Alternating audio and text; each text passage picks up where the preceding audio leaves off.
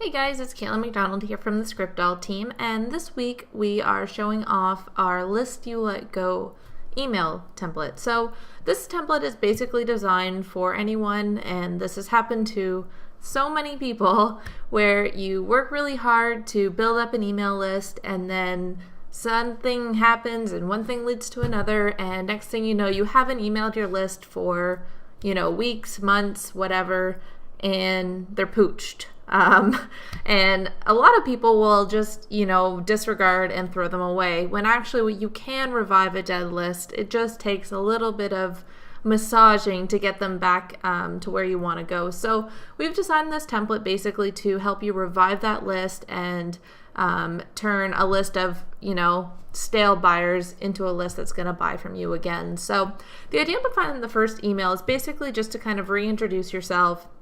Let them know that you're still hanging around, that you still want to provide them value. So the first thing, like I said, is we're going to introduce ourselves with our name. We're going to identify ourselves and the struggle that we're going to help them with. And we're going to come at them gently. You don't want to just, hit them up with a sale right away, because that's just going to scare them off. So the first thing we really want to do is, like I said, we're just trying to build up that relationship again. And let them get to know you a little bit. So we're just going to hint that we're going to help them out with a problem that they may be having, and just, plant the seed of, oh, hey, I'm back, here I am. And so that's what this template is designed to do. It's also going to give them information on why you haven't emailed them for a little while. And we're basically just using that to your advantage here by saying, the reason that I haven't emailed you is I just haven't had anything worth emailing you about. So as you can see, we're just tweaking that and putting that ball in your court and giving you that advantage, as opposed to, simply saying, hey, I forgot. We're just putting on a brave face here. So that's what your first email is designed to do. And then the next 5 emails are a sequence over the course of a few days of introducing them to a product. So the second email is just introducing them to some free content. So again, we're not just hitting them up with a sale necessarily, because we don't want to scare them away. You haven't talked to these people in a while. It's going to take a little bit of whining and dining first before you actually get to jump in and sell them something. So the first thing we want to do after we've kind of reintroduced ourselves is we're going to solve their problem for them with a link to an article or video that's related to the initial problem. So you can either find something online that's already been done, or you can write or shoot a video yourself that just gives them a little bit of free value and some free content that will help them solve the problem that they have at hand. So again, we're just building up the value. We're getting them used to you again. We're getting them to see you as someone who provides them value, who's not just interested in, pulling money out of them.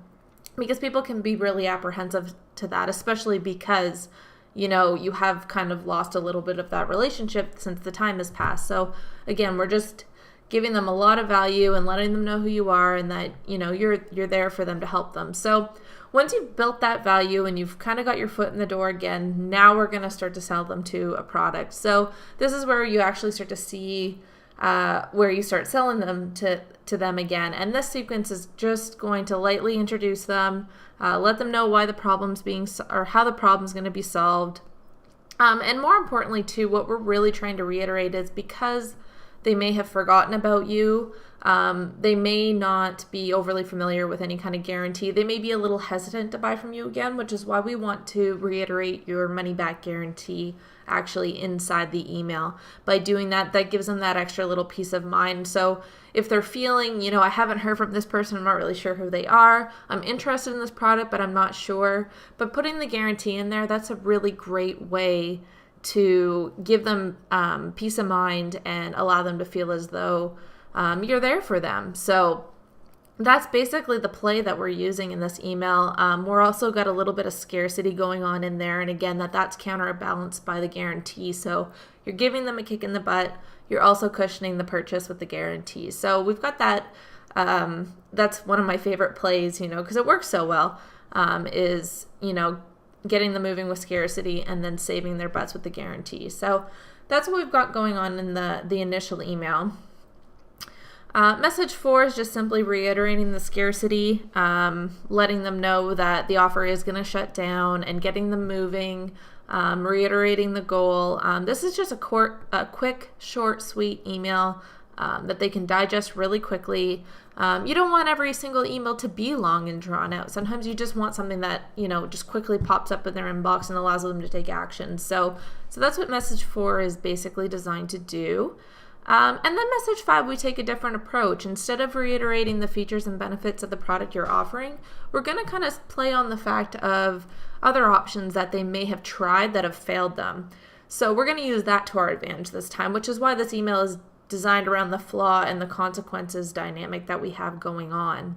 So this, like I said, by using this dynamic, we're basically playing upon the fact that they're probably very sick of not having results, and this is going to give them that vibe of you being here for them, you understand their problem. So by you showing that you have a very good understanding of the problem and everything they're experiencing, that shows that you're also very well equipped to help them solve the problem and that you are providing them a very valid solution. So again, we're basically saying the same thing throughout these emails. We're just presenting it in a different way that's going to build up the trust with you again and allow them to see you as a very credible source for helping them solve the problem that they have. And then finally, in the last email, we're just giving them that final kick in the butt. We're letting them know the doors are closing. We're reiterating why this product is as great as it is. And hopefully by this point, because of the way the rest of our sequence is set up, they do know who you are, they do see you as a credible source, and they do see you as someone who truly understands what they're struggling with and will therefore provide them a valid solution. So that's how the dynamic of this whole sequence works. And I'm really excited for you guys to get this and put it into action. And if you do have a list that, you've kind of let go, don't just let them go into your autoresponder wasteland. Let them, give them some life again and give the sequence a try. And I'm really excited to hear about the results that you guys have with this sequence. So that's all I have for you guys right now. And if you guys have any questions, as always, head up our support desk and we're always there waiting to help you out even more.